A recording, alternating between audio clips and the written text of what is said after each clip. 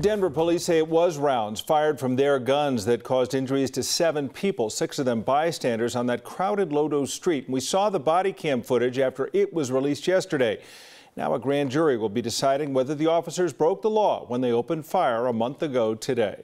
2 use of force experts we asked watched the video, and they say the shooting will likely be ruled as justified. So let's bring in 9 News reporter Cole Sullivan to explain why they say that is. Both those policing analysts we asked to watch the video say it comes down to the gun.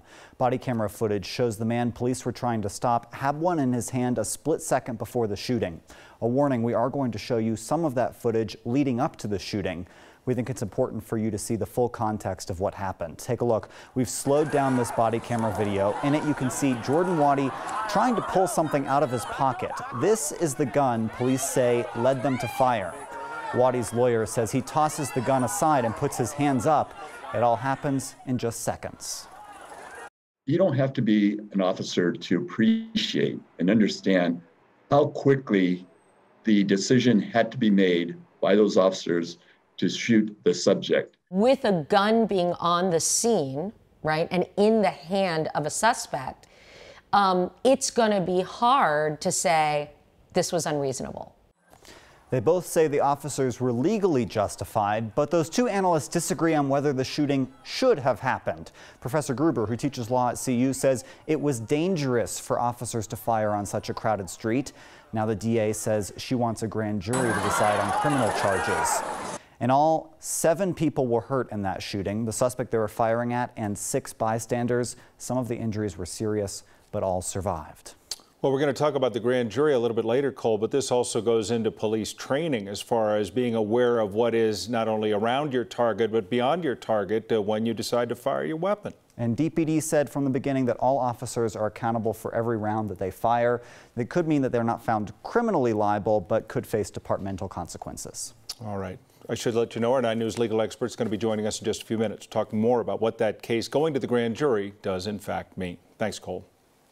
In other news, family members of a Denver murder victim say they're furious today after being told of a possible plea deal in the case. Pamela Cabriales was shot and killed more than a year ago while driving home on Colfax. Here with more on the story is 9 News crime and justice reporter Matt Jablow. Well, she just loved people in general. On February 20th of 2021, 32-year-old Pamela Cabriales was stopped at a light at Colfax and I-25 when she was shot in the head. He was dead 2 days later. Police arrested 18-year-old Nashawn Johnson and an unnamed 14-year-old. According to court documents, the 2 teenagers were in the car ahead of Cabriales and thought she hit their car from behind. Court documents say the 14-year-old then grabbed a semi-automatic weapon and fired 15 to 20 shots into Cabriales' car. Nobody deserves to be shot at, 15 times. Johnson and the 14-year-old were both charged with first-degree murder, which carries a sentence of life in prison if convicted. We had a video meeting with the prosecutor's office. But Cabriales' brother Alex says prosecutors told him on Tuesday that they're considering a deal for Johnson, that he would plead guilty to second-degree murder and serve 7 years in the Colorado youth offender system. We just feel really let down by the system. Alex Cabriales says the proposed deal is an insult to his sister's memory. Giving them 7 years, that's a slap in the face to our family, to my sister, to what happened to her. It's like her life didn't even matter. The driver of a car involved in a drive-by type shooting is equally guilty of the crimes as the shooter. It's called complicity. 9 News legal analyst Scott Robinson says given the facts of the case, he's not surprised that prosecutors would consider a plea deal. Such plea deals, when there are multiple defendants, especially when there's a driver and the driver is not the shooter, are actually more common than not.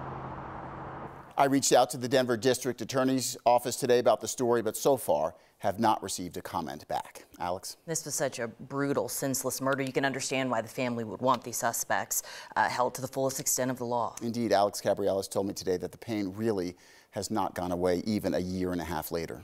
That's a hard one. Matt, thank you. Today, a Denver man was sentenced to more than 40 days in jail for his role in the January 6th insurrection at the U.S. Capitol. Daniel Morrissey pled guilty in February to the charge of disorderly and disruptive conduct in a restricted building, and today he was sentenced to those 45 days in jail and 26 months of probation. This is actually video that Morrissey took that day inside of the Capitol. Authorities say that he videoed himself and other rioters, and at one point it appeared that he was at the front of the crowd pushing against a police line. Well, let's take a peek outside. A lot of blue sky, a beautiful look at downtown skyline. Things are certainly drying out today. Kathy's joining us now with a look at how things are shaping up today and the rest of the week. Hi, Kath. Hi, you guys. Nice to see the sun, right? Yeah, beautiful. But the cool weather, the rainy weather, a lot of people loved that too. 1 to 4 inches of rain fell over about 36-hour time period.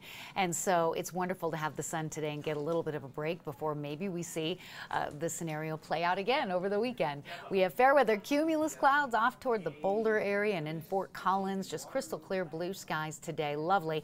82 in Denver, 84 in Greeley, 77 in Kremling, 85 in Sydney, and 81 in Eagle. Humidity values still very high over southern Colorado, and that's where we're seeing the shower and thunderstorm development today, the Four Corners area. The movement is from the northwest toward the south and east. A lot of lightning and some of these slow-moving storms prompting National Weather Service to put out a flash flood warning in San Miguel County, in and around the Saw Pit area. A new one just to the south and west of Norwood. That's really where all the heavy weather is in Denver and along the Front Range. Sunshine and 80s will drop into the 70s after sunset. And coming up in Maine weather, another check of the radar with those mountain showers and threat for mudslides. We have warmer, drier weather for Denver as we end this week, and then cooler weather through the extended period. So a lot to talk about in just a bit.